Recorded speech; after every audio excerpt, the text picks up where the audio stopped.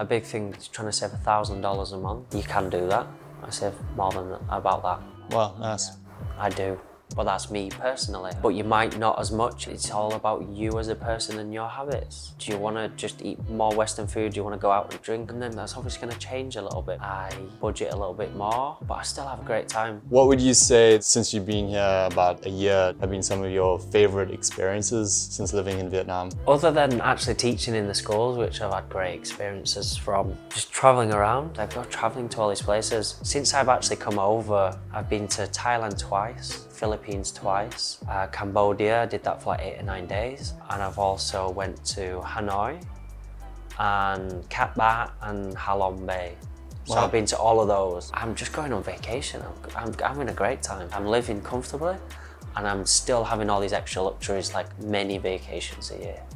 Yeah, That's it's awesome. possible. So welcome, Chris. We're going to be chatting a little bit about your experience of living in Vietnam and teaching English here. So do you want to just briefly introduce yourself? My name's Chris, I'm from the UK. I've been living here for 1 year and 2 months now. I did the ninja course in June of last year, thoroughly enjoyed it. Before I came over here, I just had that one set mind that I wanted to come and teach. It'd been on my mind for quite a while, but I did put it off. I've done a lot of traveling in the world, and then I finally thought, it's my time now. I need to go and pursue what I've always wanted to do, which is teaching English as a foreign language. That's awesome. So I remember you saying you've done a lot of travel, right? Like 70 countries, is that right? Yeah, around 70, a little bit more. Yeah. A lot of that was with my first sort of step out into the world was cruise ships. Okay, So yeah. I was a photographer for 10 years. So I went on cruise ships. I worked on 3 different ships over 2.5 years, and I traveled a lot of the world, saw a lot of the world through that way. After that, I was changed. I was fully changed. I wasn't the same. I came back home and I just couldn't work. I'd had jobs, but like I worked in the UK and I was like, I just need to get back out. I don't feel like challenged every day. I'd got used to working with multiple nationalities. I think it's about 40 different nationalities I'd worked with, and I had that real taste. And that's where I feel actually most at home, where I'm surrounded by people from all over the world and not just kind of the same old that you get at home. So then after that, I went to Australia and I lived there for 2 years. And from there, I travelled Southeast Asia on my holiday breaks. So Philippines, Cambodia, Thailand, Vietnam. That's where I first came here. And I came there, I went, I really like this place. I didn't come here to Ho Chi Minh though. I did go to Hanoi, Ninh Bình and Da Nang. I went to these places, but I was like, I've got to come back here. And then I came home. I had that sort of blues that you say, the holiday sort of feeling, and I got a job, saved up some money. It was COVID, and I just needed to. Just don't like it here in the UK. I need to get back out again, and when I'm here, every day is exciting here in Vietnam. It's a challenge. Like not everyone speaks English. And that's what I love. One of the big things I love, I'm not too comfortable, and that just keeps me alive. And living in another country, the rules aren't the same. Like getting an apartment, how the customs here, the sort of traditions and values of Vietnam, and I absolutely just embraced it. Everything from food to the culture, and that's what sort of brings me here, to sitting on this sofa with you right now. That's awesome. And so was it that traveling in Southeast Asia and then visiting Vietnam that made Vietnam an option for you? Yes. That you were considering for teaching English? There's a few things. Is obviously a lot of people will go and live in China, Thailand, and then obviously the option of Cambodia as well. But here, Vietnam was just the best place for the wage that you can get. How nice, comfortable it is living. I watched lots of videos, your videos obviously. This was the perfect destination. Like you can go to China and teach there. There are some restrictions. It may be a little bit harder, but the wage is probably the highest in Southeast Asia there. I never, like yourself, you lived in South Korea, right? South Korea, yeah. Yeah, that's where you started. That was never an option. I really thought, I did a lot of research. I watched so many videos of teachers, daily life, teaching in schools. Right. And Vietnam just seemed that place. Everyone just positive teaching here. And when I got here, it was just like like that, yeah. I picked this place because I just liked it, everything, food, culture, and then one of the biggest things was the Ninja Teacher course. I have to say, what you do with your business is one of the most, you could say, enticing ones to come and make it just comfortable coming. Like, there's not that fear of, oh, when I get there, will I find a job? What's up? I need training or this. You made it from the first day of you being looked after in your home country, making sure you're okay, updates, are you okay, have you got this yet, have you got all these things, the before care and after care. And then obviously the course itself, it made it just seamless to come with Ninja Teacher. And it just made, you just knew you were getting on that flight, and if you got this checklist and everything, it just made it felt like someone was there with you, helping you out here until you got your feet while you were here. And the course as well, awesome course. Great. Absolutely loved it. Most of the people we work with, and obviously the alumni, and then I hang around with people from 3 courses, 4 courses, 5 courses after me. We go on trips together. We did one where we went to Vung Tau, and we went there and we got a big villa, and there were a bunch of us, and they were across about 3 different courses. Absolutely amazing. We all come together. That's a big thing about the people that you meet on the course, and then if you go to the welcome drinks, you meet a lot more people, and the community builds, and you can all do fun stuff together. Yeah. I thought that was awesome.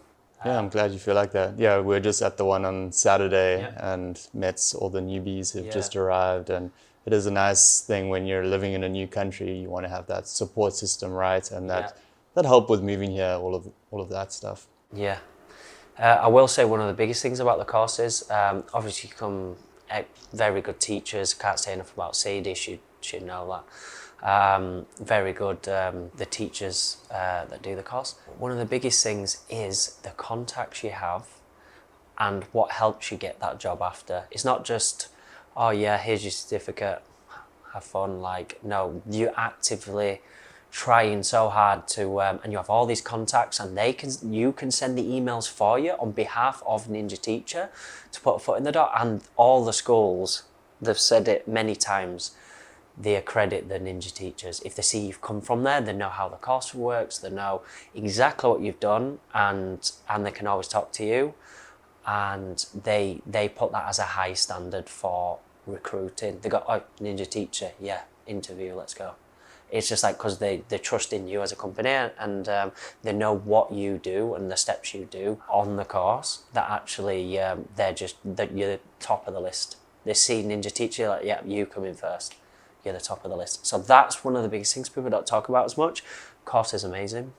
The care that you get throughout the course, but that getting a job after, I don't know the percentage of people, but it's who get a job after, but it's going to be pretty high, yeah. That's why we include a guarantee to get a job. Yeah, because, guarantee, yes. You know, you do want to, if you're coming out to a new country, you do want to know that you've got a job lined up afterwards. So I'm glad you had a good experience coming through the program. And what would you say then, since you've been here about a year, just a little over a year, have been some of your favorite experiences since living in Vietnam? Other than actually teaching in the schools, which I've had great experiences from, Vietnam in general, just traveling around if I've got time. They have quite a few national holidays here, and we've had a few this year, like the King's Day, or Tet, obviously. During those times, I booked some of my holiday to make that period longer. What I'd say, don't just come here and just teach and work, and you could do that back home, but you've got the whole of this place around you. It doesn't cost a lot to go to these places. Since I've actually come over this side of the world this time, I've been to Thailand twice, Philippines twice, Cambodia, did that for like 8 or 9 days, and I've also went to Hanoi and Cat Ba and Ha Long Bay. So I've been to all of those. What people think, oh, can I afford all this? It's just like, you can, it's just up to you. It's you as your spending habits as a person. But I've always gone, okay, I'm having this vacation now, book the flights in advance, get the time off work, and you can see your spending habits can affect this. But I've always been about sacrifice a little bit here, gain a lot here. and travel around. I've talked to some of the teachers, they've said, I haven't even left Vietnam yet. You don't have to, Vietnam's great, but it's just your priorities. If you want to save money for other things, you've got other bills to pay. But for me, I've always prioritised a little bit. Go have fun and see the country, yeah. And if that opportunity comes for a trip and people are saying we're going on this, just go on it. But obviously stay budget friendly. That's what I've done with the apartment and everything. With the price of the apartment, I've managed to save all that extra millions of dom each month, and then that's allowed me to go to all the places I mentioned. Yeah, That's awesome. Yeah, because travel around Southeast Asia is really affordable in general and very accessible. You know, short flights to these locations like Thailand and the Philippines. Yeah. And within Vietnam, I was just in Mui Ne for a few days this week, and that was just, you know, a 2.5 hour bus ride down to Mui Ne, which is on the coast. And there's that new highway now, so it's like a straight shot down. So super affordable and nice to like enjoy your time in Vietnam, to travel a lot. And I think you can afford that with what you earn as a teacher here, right? Yeah, people don't realize as well, the capital of Cambodia is just a bus ride away, 6 hours, if you want to do that. Bangkok is a lot closer than Hanoi to go to. So to another country and go to the capital, the way Vietnam is, it's basically along the coast, isn't it? But yeah, it's what you want to do with the travel as well. Do you want to book a flight? Do you want to save some money and go on the bus? There's a lot of buses available going all the time. You can go find the local buses, which I've done a few times, and it's even cheaper, but probably a bit more cramped. You get taller people, they can't really do the sort of night bus things, and you can get private cars and things. I've got this thing where I just know, I'll just book the flight, put my leave in, and not like ponder on it, just like, okay, booking the flight today, and I just go straight on, look at the flights, it's booked, it's there, it's in place, and I'm going. Nice. Yeah, but that's me as a person. Some people are like it, some aren't. What do you think of the north, like Halong Bay and Hanoi? Did you enjoy that traveling up there? Yeah, I liked it. It does feel different, I have to admit. The whole like environment, the people, the Vietnamese people, they are different from the people down here, especially living down here. But yeah, Halong Bay, Cat Bar, that was really good. I went out stayed in Cat Bar on the beach, and that was really good. I went Halong Bay for a day tour. Some people, there's a lot of nice tours you can do there, but went out there, saw some great scenery, got off the boat, started kayaking under all the amazing scenery of all the sort of formed mountains in the water. Hanoi, I like it. It's like an ancient city. It's got some of that past architecture that's really good. You don't really see that here in Ho Chi Minh. Yeah, it's a newer city. Yeah, it is newer, but you get to see a lot of that up there. The streets are a lot more cramped up there, smaller streets, because they've been built a long time ago, and they weren't thinking so many people have so many bikes or cars, so they are quite tight to get down, especially obviously the old quarter. Down here, I believe that just people are a little bit more chilled. You can tell that with the language itself as well. It's evolved down here into being like, we're not going to say those tones the way you do it up north, and they seem just a bit more relaxed when they say, and that's just maybe that's an attest to the environment. It's warmer down here most of the year, and it's just the Vietnamese people are just seeming a little bit more chilled out. I think it is a very open and friendly city. Yes, Ho Chi Minh City. Yeah, it is. So what do you like about living here in Ho Chi Minh City? There's a lot of stuff to do if you want to go find it. Very convenient, lots of things. You can go just every street corner. They have like anything that you need. A lot of malls. They're building this city all the time. It's going to be 100% one of the big superpower cities in the whole of Southeast Asia. They're just building it all the time. Like, they've got the rail coming in. Anything you really want, it's just here.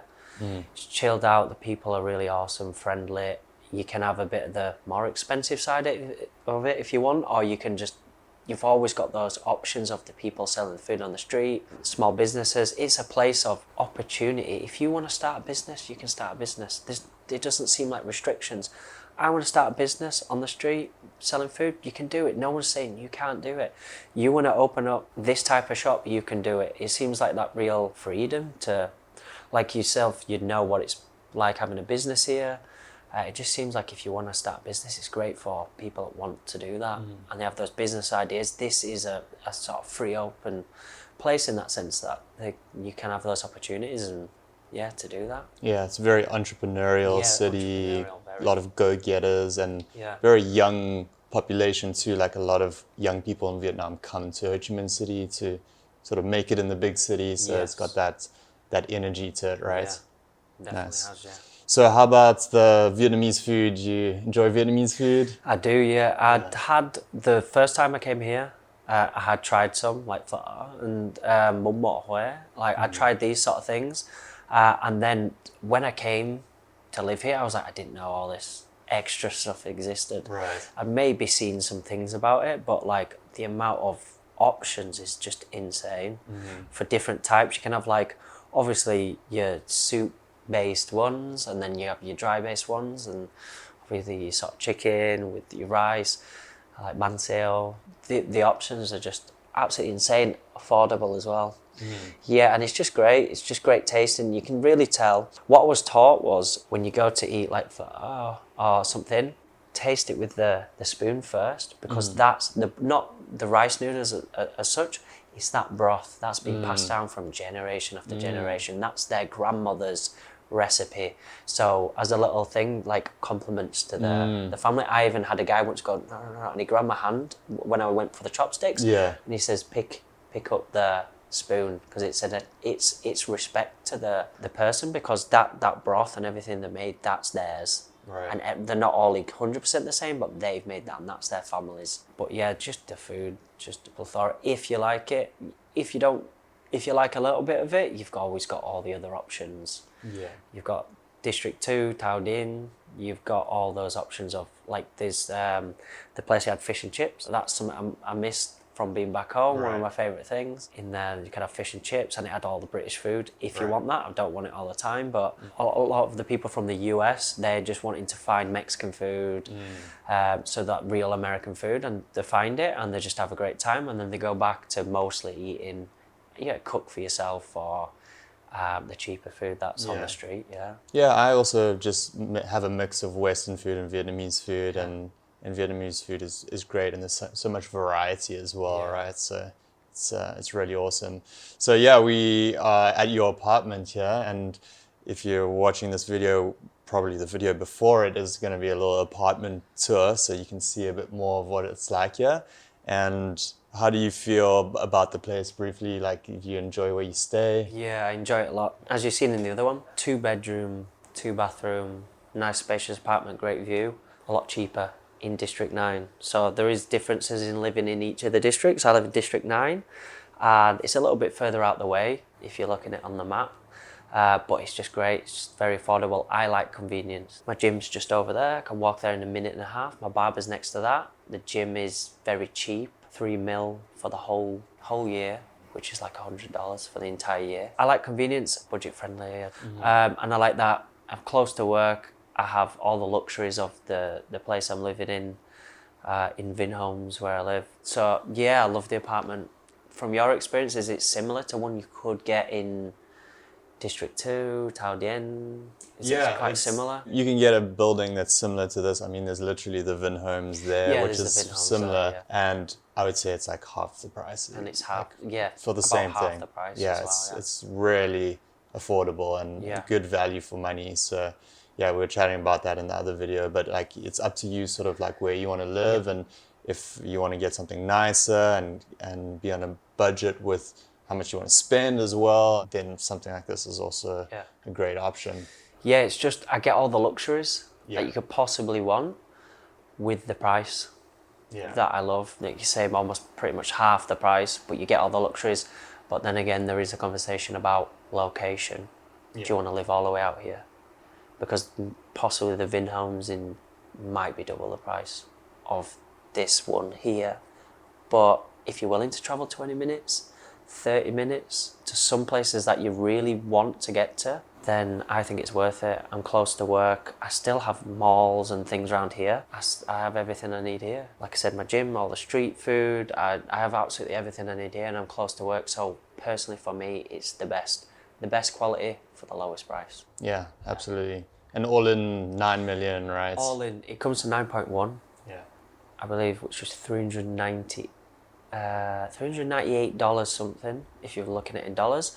That's Wi-Fi, the extra maintenance fee costs, and me personally, that is actually my energy bill included within that, under $400, everything. But personally for me, it might be more for someone else who likes to use the AC all day, every day. Yeah. I use a fan and I have the AC on when I'm cooking. Maybe if I'm sitting in the living room part, I'll have it on, but I don't have it on all night. I have my fan on and that's enough for me. Your price might be slightly different with the energy bill, but that's and I'm comfortable. That's the only real thing that varies is the AC usage and the electricity Yeah. bill, but that's so affordable, and for a 2-bedroom, awesome deal. So Yeah. really nice to show people that if you are willing to stay a little bit outside of the slightly more central districts, that you can get some great deals. So yeah, that's cool. And then overall, do you find your living expenses for what you can earn as a teacher here to your living Yeah. expenses is a good ratio? Yeah, it is a good ratio. A big thing, what you said, is trying to save $1,000 a month. Mm-hmm. You can do that. You can. But you might not as much if it's all about you as a person and your habits. Do you want to just eat more Western food? Do you want to go out and drink or go to bars? And then that's obviously going to change a little bit. But you did the video on the different budgets, living. But yeah, I save more than about that. More than that, nice. yeah, I do. But that's me personally. Yeah. I chose a place that costs less. I budget a little bit more on the things I buy, but I still have a great time. Like I said, I go traveling to all these places. It's not like I'm spending all my money going out every night and partying and spending more money in these luxuries, and I'm not living nicely. I'm just going on vacation. I'm having a great time. Yeah, I'm living comfortably, and I'm still having all these extra luxuries, like many vacations a year. Yeah, That's it's awesome. possible. Yeah, and I think that's the thing. It's just personal. It's how much you want to spend. It varies. It's hard to give people an exact amount that you're going to spend or exact amounts you can't do that. that you can save. But as long as people can get a good sense, Yes. and I think this is a really good example of like, if you they can see the apartment that you can get for that price, and more or less how much you can save. Some people might want to stay in the center of the city, spend more, go out partying more, do all that, and that's also fine. But seeing that there's different options is really nice. Basically, you can do it how you want to do it, right? Yeah. A lot of people that want to live Tower D and D2, they just want to be in that area. A lot of things when people meet up, it might be over there that way. I have to travel a little bit more, but I just get a grab bike and I can be in some place in 20 odd minutes, 25, and I can still just experience it. It's just I don't have the luxury of they might walk home. But there is a lot of great places around here. I wouldn't say like there isn't great places to do all that. Go out and eat, good places to have food and just go out and party. If you want to do that, you have all that around here as well. But just obviously catering more to the needs of the person. Do you want that around you all the time? Yeah. Absolutely. Nice. And how have you been enjoying the teaching? Because you said it was something that it was your goal to come out and teach. Why did you originally want to teach, and how has it been with the teaching here? I think I've always naturally wanted to help people from travelling a lot. I've naturally wanted to help them with their English, correct them. I always ask them permission. Do you mind if I correct you? They went, yeah, please. No one said that before because they let them get away with mistakes. I've had many people being really appreciative that I would do that. Been in many hostels. I went in one hostel and I was actually just thought, I'm just going to teach. I had Japanese, Italian, and I thought, do you want to learn some English? And I ended up getting called teacher. Now I'm doing it, I just know this is what I've wanted to do for a long time. I've done many different jobs, but this is the one I feel the most rewarding from. I just love going in there, meeting all the kids and just having great relationships with them all. And I just put 100% into everything, especially at the centres with like the business. And when they go out on the trips, I put 100% in. I'm usually the first one in the door and the last one out, but that's me personally. I just absolutely love everything about it. I see it as part of my life, not just, can I just come and teach and can't wait to get out, where's the money? Nah, that's not it for me. I do things for free. And I get real reward from it. Like when I first came to teach, a lot of people, they come and say, I don't know about teaching little kids. I just want to teach the adults because they're on your level and might understand you. After a while, I think the kids are great. They're absolutely awesome. Like all the little personalities that they have, you just have such a great time. Yeah. With my lessons, I want to get them moving around, as well as maybe them sitting down doing stirrers, settlers as we call it. I want to get them up and just enjoy it. I want them to go home and go, that was great. Not like it was boring, or we just sat there and we kind of just watched the teacher. We didn't do much today. Just a real mix of just getting those kids to make them want to, like, super excited. I can't wait to go back. You want the kids to, like, oh, I'm going to the class again. You want them to walk in that door and went, if it's going to be as good as last time, I can't wait.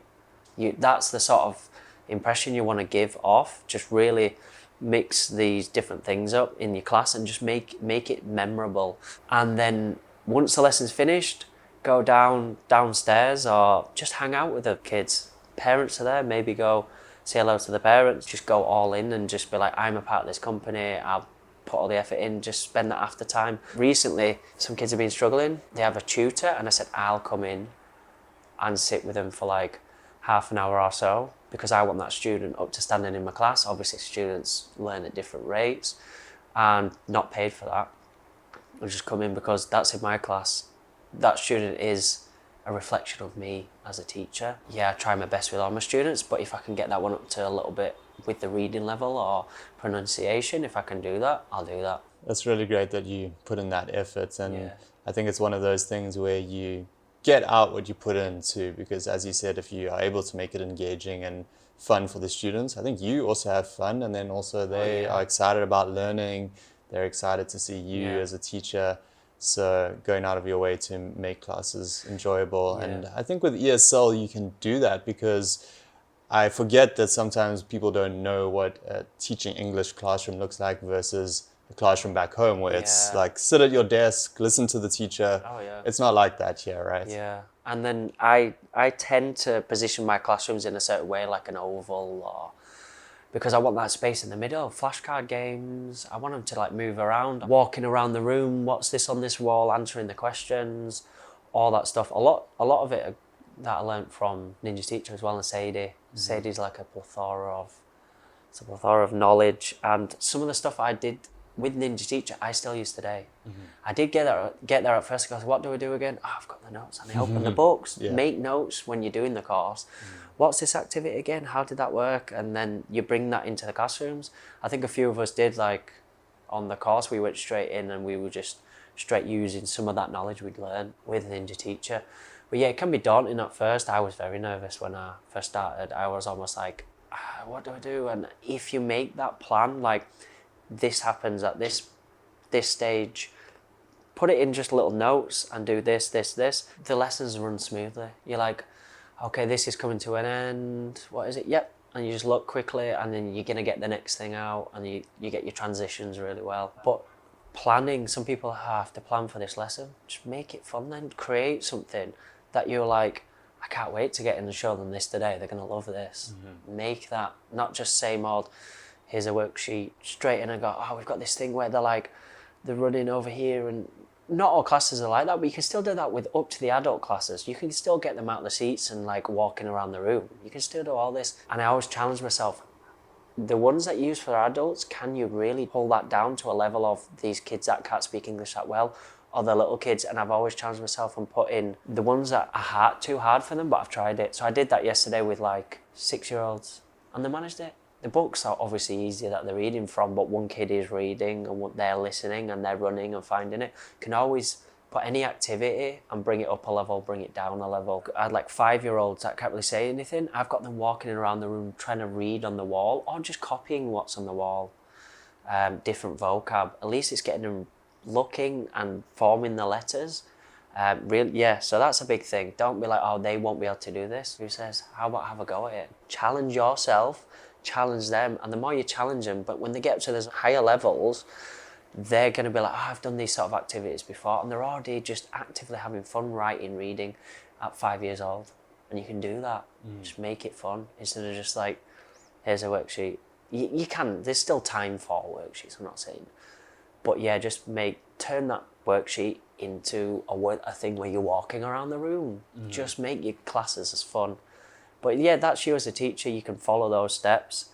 But I've always done that because you want to make it memorable at the end of the day. Yeah. What's cool is seeing things come full circle, because we've had some of our trainees on the current course and previous courses come and observe you as part of their teaching practicum. And I've sat in on some of the feedback, and everyone's always said you're a great teacher. So it's cool that after this time now, and obviously you grow as a teacher, but people have actually seen you as a teacher now, and you've done well. So good job. Yeah, and that's always good to hear that feedback. Yeah, when the ninja teachers come in and they sit down in the class to observe, I always look at it like I was you.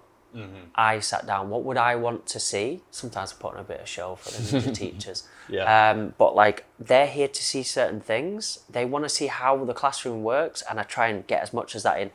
Putting the students in groups, what attention grabbers I have, how's my rule system work. I do that every lesson anyway, but I really want them to have that experience of what that classroom looks like. I want them to walk away and go, okay, so that's what it's like.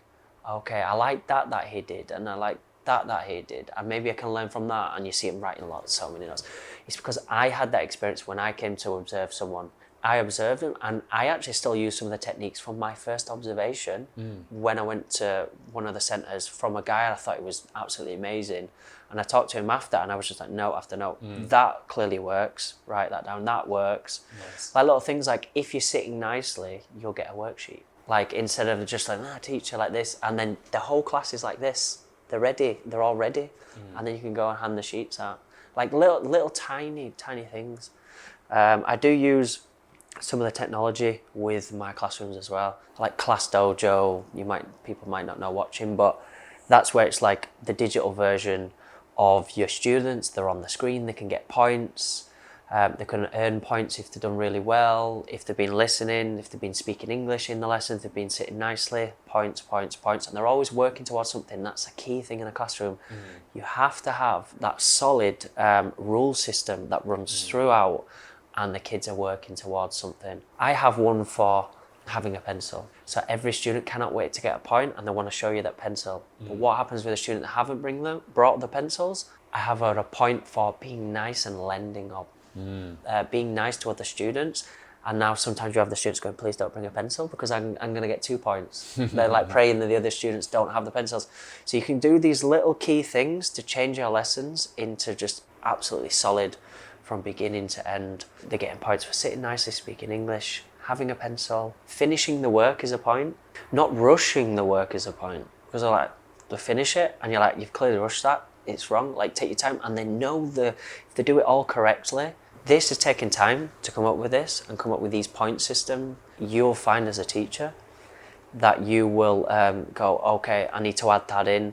I've got ones for like, if you're just sitting in your seat, you get students that tend to walk around the room. They're just seeing that every other student's got a point for that. Now they're going to sit in the seat and get those points. But yeah, you can find one for absolutely every intricate little detail of the classroom until they're just really good students and can't wait to sit nicely, raise their hand. Nice. Can't wait to raise their hand because they know they're not either going to get picked or they're not getting a point. And they're like, oh, she's got like 2 points from that so far. I haven't got anything. Okay, maybe I should start following the rules. That's why a good solid rule system works perfectly. Classroom management is challenging, so having those classroom rules and the classroom management system is super important. So nice. Yeah. And it seems like the hard work has paid off too, because you got promoted to head teacher. So congrats on that. Just recently I got promoted. Yeah. Nice. So it's a little bit more pressure. Some areas I've never covered before, but I've got a really good boss, really good manager above me, and he's easing me into it slowly. And I'm just, like everything I've done here, 100%. I'll put all my effort in, even if it means I'm gonna have to come in on my days off to get up to the standard I need to be. I'm gonna do it. Nice. Yeah, and that's just the biggest thing about coming out here. Whether you want to come and live here, whether you want to come and teach here, anything, attitude is number one. If you have an attitude, a good attitude about Vietnam in general, then just be positive. Just be positive and have a great attitude to everything, and then you just generally just be happy. Your job will go well. How do we do that, Chris? How do we have a positive attitude about everything? Yeah, that's the thing. It's you as a person. You've got to switch it in your mind. People look for negatives in everything turn every negative into a positive if you can. This is more of like, I do watch a lot of things, and it has changed me as a person. If you're going into every situation, the weather wasn't so good today, or this bad thing happened to me. Not everything, why is this happening to me? And flip it around into, what is it trying to teach me? And then you just grow as a person. Yeah, not everyone's the same, it's different personalities, but you can flip your attitude, and things won't keep you down. Like something happened, you go, don't really care. I live in Ho Chi Minh, I have a great life, I have a job, and I'm absolutely loving it here. If you just look at the negatives, so yeah, attitude and be positive. Like you say, how can you be positive? Starts here.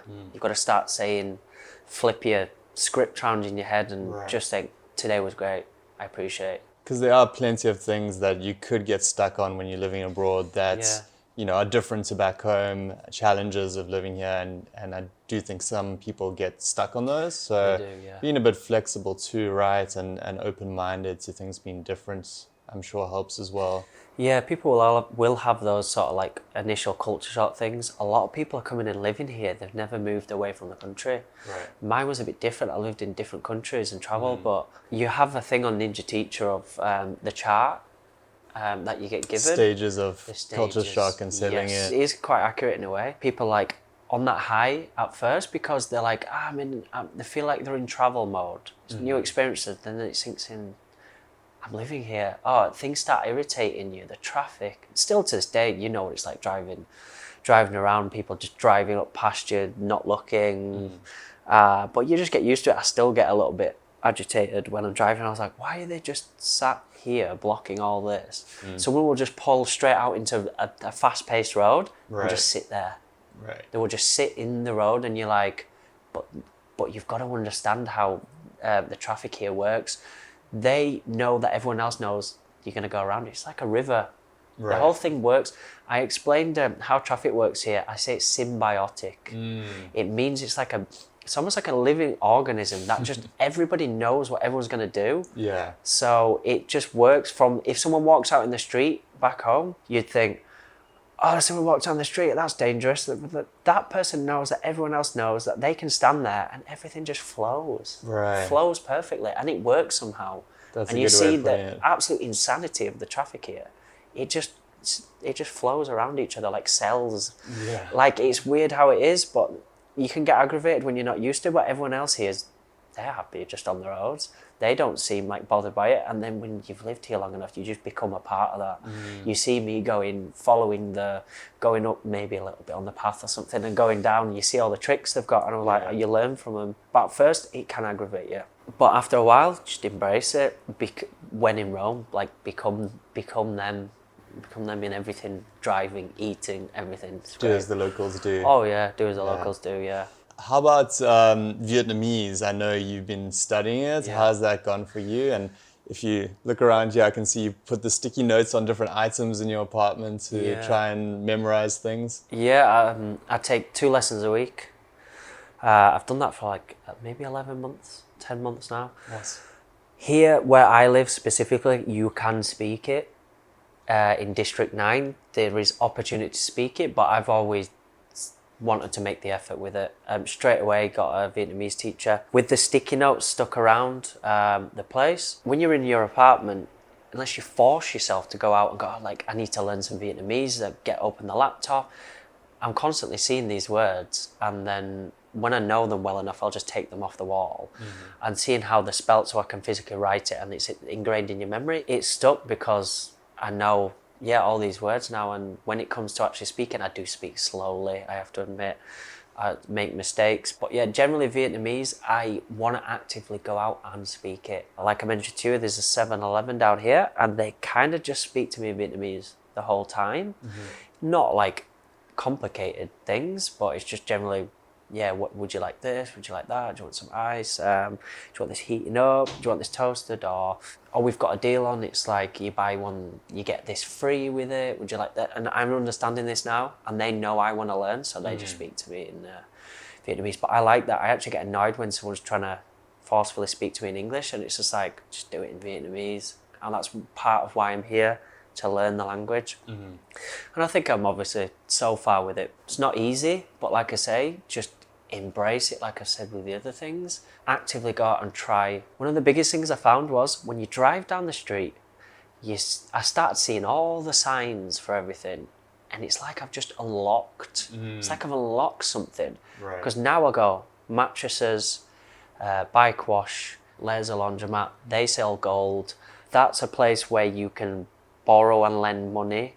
And I know what it all means. It's almost like I start laughing to myself because it's like, it's not like I'm seeing it in English, but it's almost like I am. Because I know what all these words mean now. So it's like the world's just opened up for me. And then you can look at a menu and you pretty much can read what most of the things are. There might be something that's slightly different. It's nice to not just go, I need the Google Translate, and it's just like, just learn it. And then when you look at it, you know that chicken, beef, this vegetarian place, and that's really made a difference for me. Not everyone's the same. Some people don't want to. You're gonna have to at some point a little bit here if you want to live here. There is gonna be a point where you have to learn the numbers. Someone's not going to speak English, although there is most of the general shops someone can try. That's what we're here to teach us to do, to build that knowledge up. But you are going to get stuck one day and you're going to be stuck there like this. It's just at least learn the numbers so you can work out the price if they ask you for certain things. Yeah, the general hello, thank you. If you get into the pronouns, that's a whole different ball game. You've got to know when to use and when to not. Where is this person in related to? Are they the same age as my dad? Are they the same age as my mom? Could they be my older brother, older sister, younger? Or are they a child? It's all in relation to you, like, so. And you sort of just have to make it your best guess, right? Your best guess. Or you could ask them their age, Yes, which that's foreigners are very uncomfortable with doing Yes. so early on when you've just met someone or at all. But you are in Vietnamese culture, it's not rude to ask their not. age. So Yeah, that's a big thing I found here. Almost going with like maybe your name, your age second. You're like, my age, like, but that is also, they know how to treat you respectfully if you're moving into the pronouns. Because they want to know your age to not offend you, because they might be talking to someone that's older than them and they keep talking to you like M, like you're younger than they're actually not. They should be talking to you An, or G, or just one of these. But yeah, that's a big thing. If you want to get into that, you can just keep it simple and not go into pronouns at all. But just generally learning here is easy for me. Make an active effort if you want. You don't have to take lessons. You don't. You can pick it up naturally from your environment. But to get all your sentence structures and things, a lot of those you're going to have to get through lessons. And I think getting the foundations with the tones and the vowel sounds to get that right. Otherwise, you aren't understood at all. Understood. You know, Yeah, it's not like you're sort of understood. It's all or nothing sort of if you're not doing the right tones. So focusing on that. And then they have letters that we're just not used to them. A big thing I learned is with Vietnamese, look at the mouth shape. Because they don't pronounce the whole word. They'll create a certain shape with the mouth. And then you have something called back of the mouth vowels and front of the mouth vowels. Like for to eat, A-N with the under, it's like ang, that's here. But if you'd say like England or the UK or just an older brother, it's ang, and totally different. Obviously with the ban me. Yeah, that's the NH is almost like the tongue on the front of your teeth. Unless someone's sat down and shown you, like, you create this mouth shape, like harp is to like learn harp. But you're almost going harp, creating this. They don't tell you that. They just go, that's how it sounds. You listen to it, it's mouth shapes. And in the beginning, it all just sounds the same. Yeah, it does all sound the same. Yeah, they have like a U with a hook. That's not U. That's a sound. and you have to create this shape with your mouth. And if you don't, you can't really say it. Yeah. Yeah. So these are the biggest challenges. But I can't say for anyone watching or anything. Like, if you don't really want to learn it, you don't have to. You can live in places where you get by. But my personal preference, yeah. Cool. So, anything else you'd want to advise people or tell them to consider if they're thinking of coming to teach English in Vietnam? If you say the course, like pick the right course, obviously, with an English teacher. Do a little bit of research before you come. Save some money up before you come. Make sure you've got everything set, and then, budget a little bit. A big thing with apartments, 2 months rent, 3 up to Deposits. 3. Yeah. Come with, you have to, don't just go, I'm going to live in Vietnam. You have to have these little things like, what if this happens? What if there's extra costs for this? Come with like a little bit of a plan and with a budget, and come straight away, because you can get a bit happy when you first come, like, oh, great, I'm going out and spending money. The research is the big one. But if you don't know it, you can come here and there's a great amount of people that can come and help you. Pointing people in the right direction. Where's the office where you have to get your documents authorized? All these things. Don't come here and just think, I'm independent, I'm going to do it on my own. Don't be afraid. Just ask for help, because we're all more experienced here, and anyone's happy to help you. Ask questions online and things like this. The visa situation can go up and down, and can change every few months. Got to do this research. The worst thing you want to do is move somewhere and go, oh, I didn't do that, and then you're just like, I have to do that back home, and then that's the biggest advice. Come prepared, save up some money, and come up with an open mind. You might have some inclination of what it's like here, but be positive, come with an open mind, and just put all in. Cool. And so from now on, are you planning to stick around for a while in Vietnam? What are your plans moving forward? Because I've traveled so many different places, and I've lived away from home a lot of the time. Like the first time was 2.5 years in total, 6 months, 1 month back. Australia, about 2 years and 3 months I lived away. So I don't get homesick. And I'll probably be here a while. I could just see myself as living here. I've got no plans on, next I want to go to Thailand. No, I want to live here. I can see myself being here a long time. Awesome. Well, thanks, Chris. It's really useful, helpful for anyone considering teaching here. So thanks a lot. Awesome. All right.